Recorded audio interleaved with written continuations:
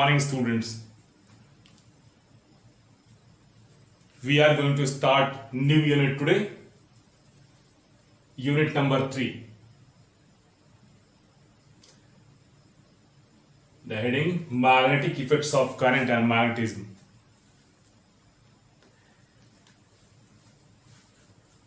It covers 2 chapters, chapter 4, chapter 5. Chapter 4 is discussing the moving charge and magnetism, and chapter 5 magnetism and matter.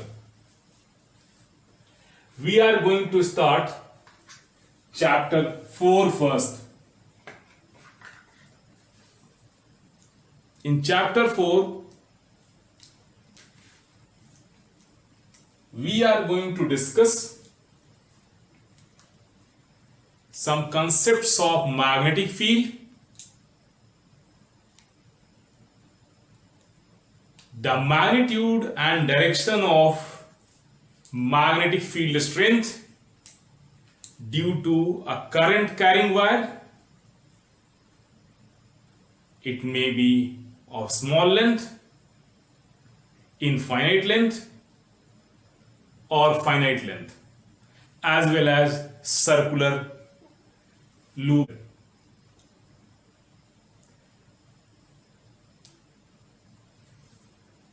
The forces on moving charges or the force on a current carrying conductor whenever they are going to be placed in external magnetic field, that can also be a part of it. We are going to see the torque acting on a current carrying coil placed in magnetic field, which is the basis of galvanometer as well. We will see the conversion of galvanometer into an ammeter or a voltmeter. So let us start with the first topic.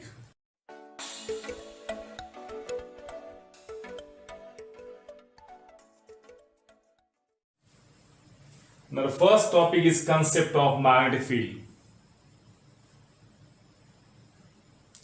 Let us discuss it qualitatively.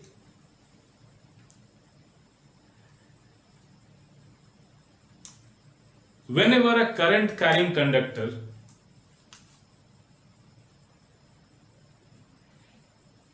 is placed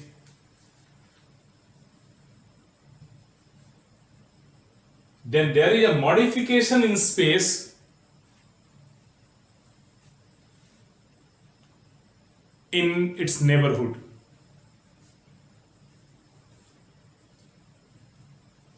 And we can say the magnetic field is said to exist in the surroundings of this conductor.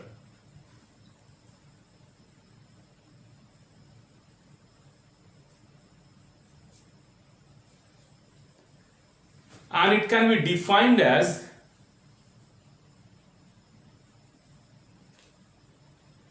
the space around a current carrying conductor, or even you can say the moving charge. That is what it is written, in which its effect, called magnetic effect, can be experienced by any other moving charge near to it. Some condition is also there. Or the effect of this can also be experienced by any other current carrying conductor present in its neighborhood, or even the magnet.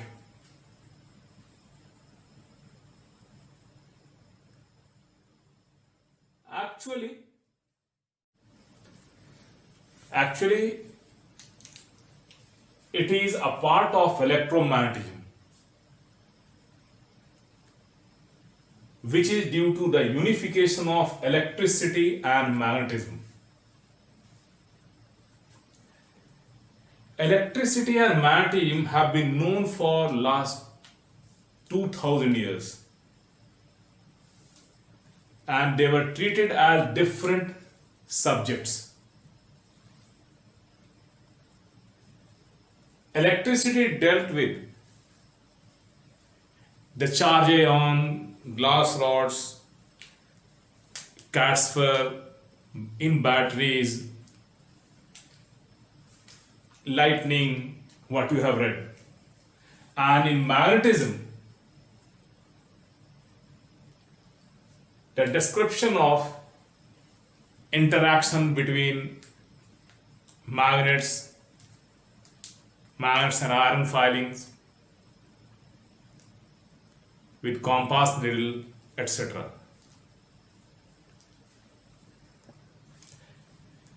In 1820, that is 200 years ago, a Danish physicist, Hans Christian Ørsted,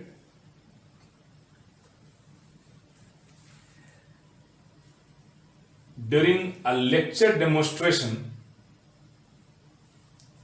found that a compass needle is deflected by passing an electric current through a wire placed near the needle.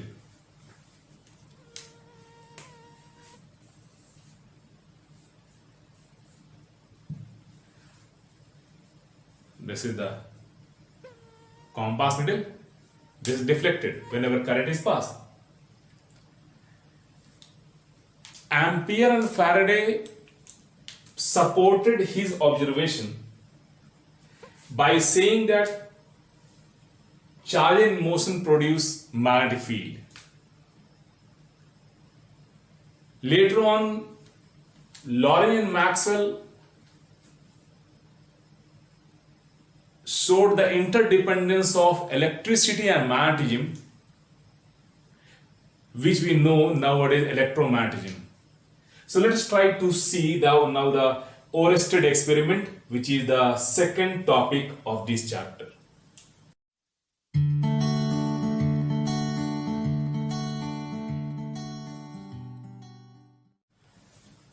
Second topic, the Ørsted experiment, what we had just said.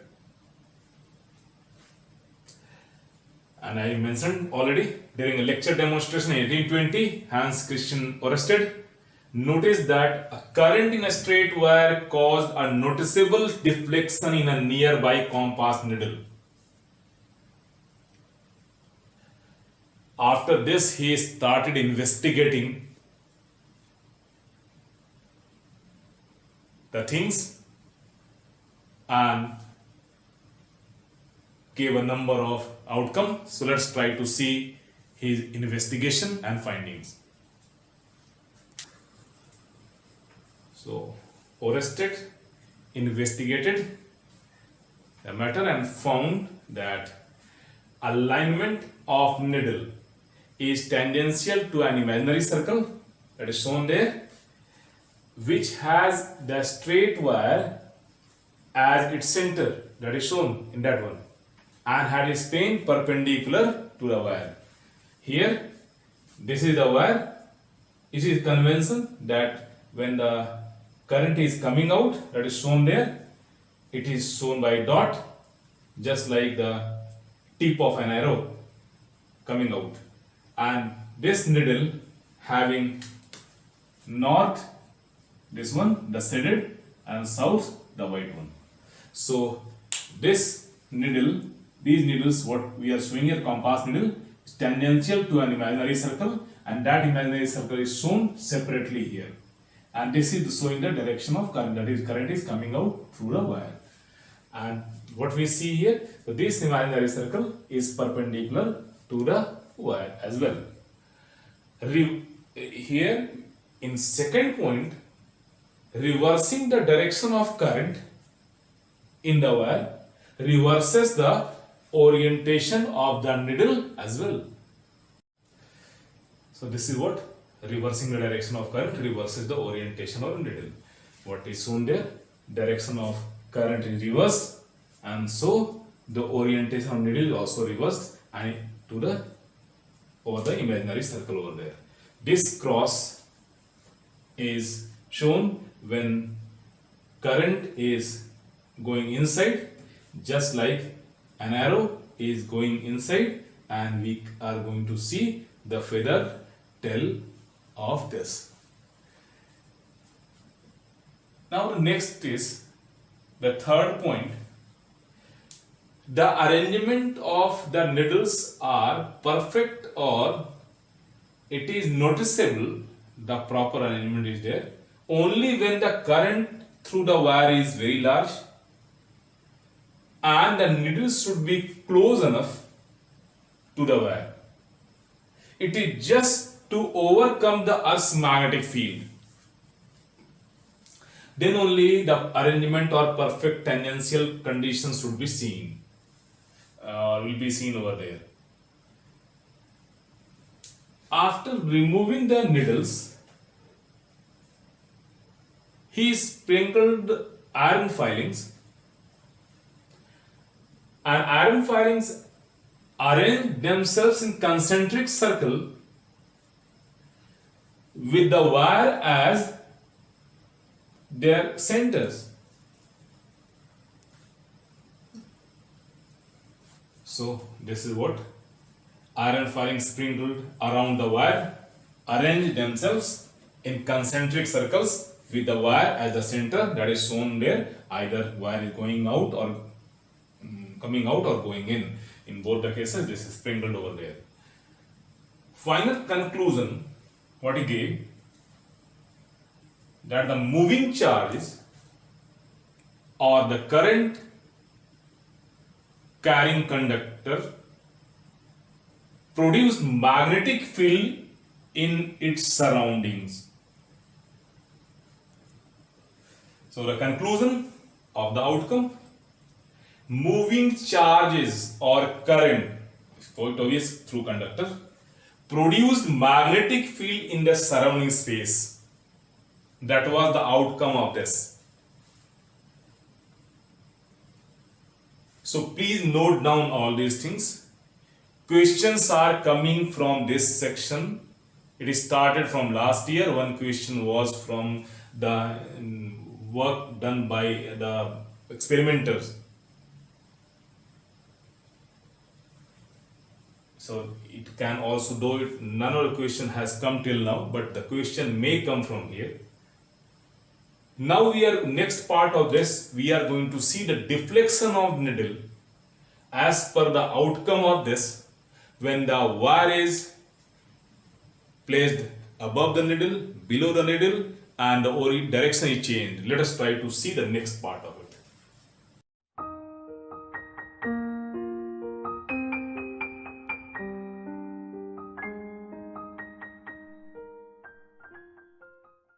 Let us recollect the Oersted experiment using these figures. In first case, needle rests position along north-south. He found in absence of current through a wire along its axis, there is no deflection in the needle. But when the current carrying wire was placed directly above and close to the needle along the axis, needle was found to deflect in a direction from with respect to its normal position, that is shown there.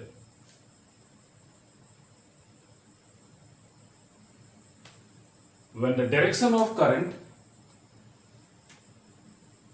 was reversed, the direction of deflection was also opposite to the previous one. He also found in these two figures, using these two figures, that it is not only the direction of current which decide the deflection of the needle, but also on whether the current carrying conductor was above or below the needle. So here you see current from P to Q above the needle was found to be in westward. But in this case, when needle is above, then it is found to be in eastward. These two opposite. So that also matters. But one can claim that it is not only the magnetic field, the electric field may be deflecting this. He also argued that the deflection could not be due to electric field. The reason? He said an electric charge has an electric field around it,